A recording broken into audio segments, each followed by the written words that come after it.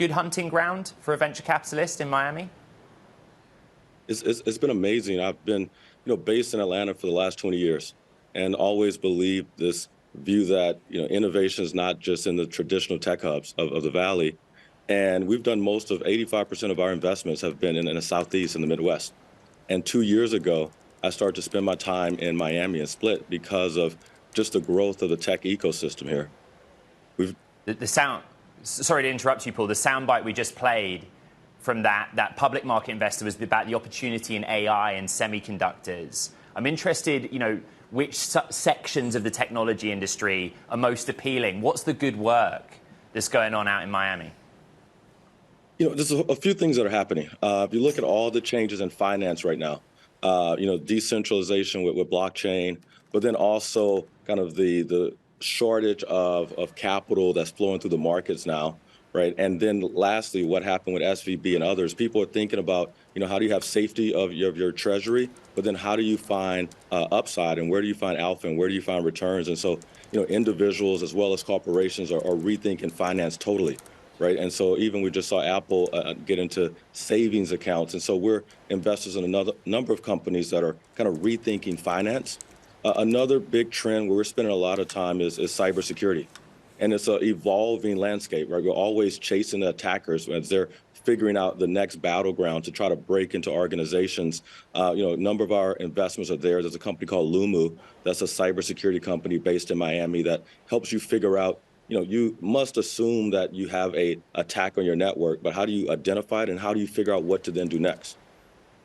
Caroline, on Bloomberg Technology, you and I are trying to cover this industry globally, look at what's happening not just on the West Coast or the East Coast, but it is interesting to look at where the mega cap tech names are, where the biggest startups are. Does size matter when it comes to momentum in the sector? And also, where does the value originate? And it's interesting, Paul, you talk about cyber, which feels like a space that's been more resilient to the macroeconomic headwinds because everyone still needs to protect themselves.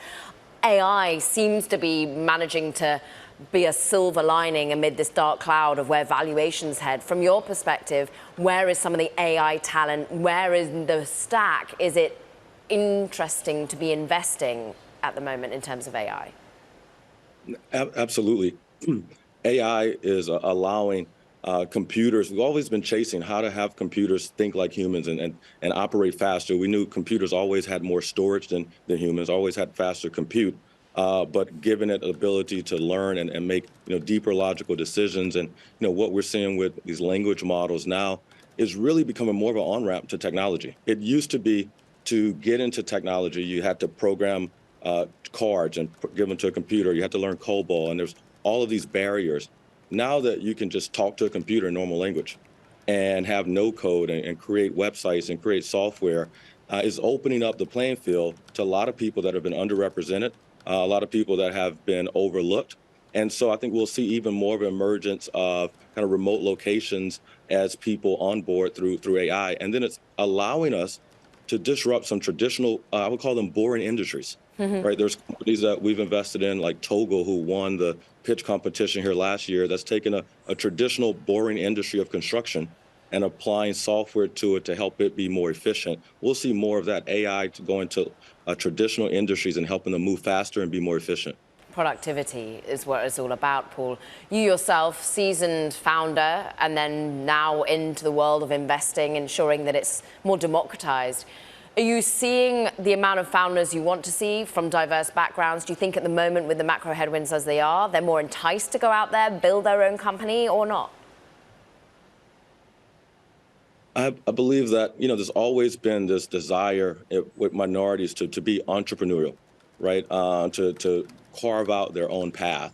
And you've seen the numbers. Traditionally, the tech industry, unfortunately, was based on a closed network. It was based on who do you know? And that wasn't very inviting if you're coming from a different background, if you're coming from a different geographic region.